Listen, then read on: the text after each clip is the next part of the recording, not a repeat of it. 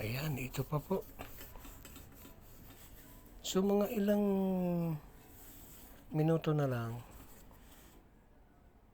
dahil sa nakita na namin yung mga bundok na yan. Ayan. So pagka nadaanan namin yan, makikita na namin yung kabundukan ng Mati po. Medyo mahaba-habang video po ito ngayon. Kaya sana patuloy mo pa kaming samahan po para makita pa ninyo yung aming dinadaanan. Kasi dadaanan namin itong malalaking bundok na binapagtas namin. Nakikita po namin doon sa unahan. May malaking bundok kaming tinutumbok.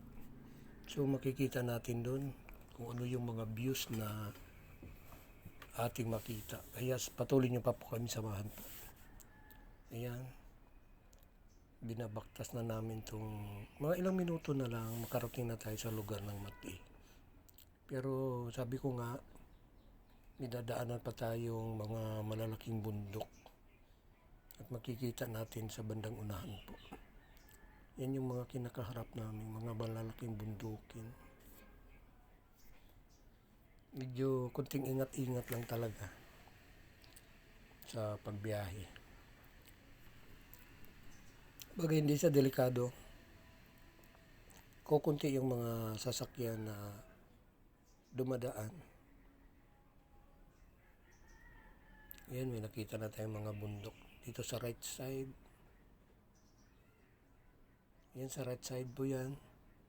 May malalaking kabundukan dyan na nakikita namin. Yan, papunta na tayo talaga ng Mati. Yan, yung mga bundok na yan, dadaanan pa namin yan. So, samahan nyo pa kami po kung ano yung pwedeng makita natin dyan, no?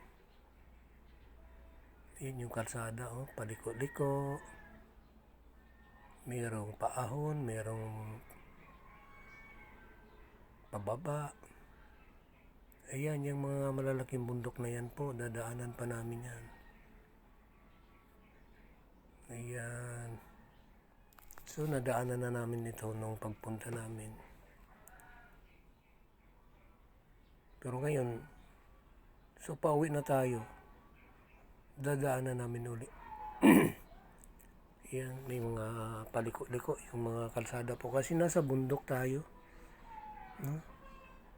Doon nakikita ninyo yung mga kalsada na yun. Ang daming pasyalan dito po. Hindi na kami huminto.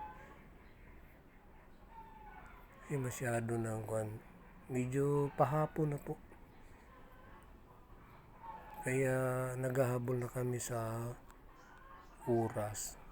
Yan, napakarami na pong mga pasyalan dyan. Oh. Yung mga dinadaanan namin po na may nakaparadang mga sasakyan.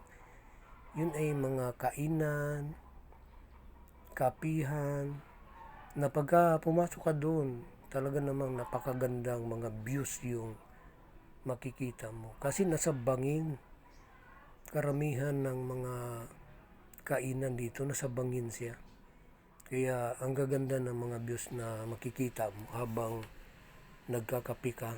Katulad nung unang hinintuan namin, nung papunta pa lang po kami dito. Kaya ayan o, yung bundok na yan, yan, malapit na tayo sa Mati. Kasi yan na yung bundok na yan na parang harapan na yata yan ng kanilang kapilya. Yun yung sa unahan pa. Kaya sana patuloy nyo pa po kaming subaybayan at makita natin ang kagandahan ng lugar na to. Lugar ng Claveria, Misamis Oriental. Ayan. Malapit na nating madaanan yung mga kabundukan na yan.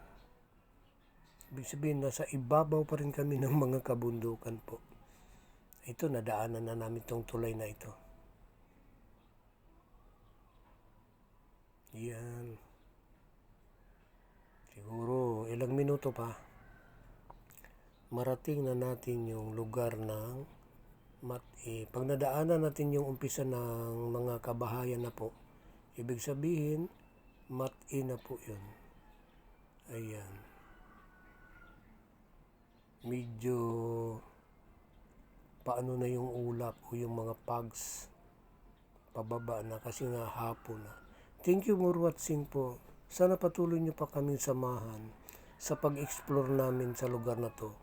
Ayan, napakagandang mga tanawin po. Maraming salamat po. Kung nagustuhan nyo yung aming mga video, paki-like, paki-comment, at paki-share na rin po. Maraming salamat. Thank you for watching. Ayan, malapit na tayo dyan sa binabaktas natin na yan. Bali, sakop na po ito ng Mati. Nintay na lang natin na makarating tayo dun sa mga kabahayan ng Mati.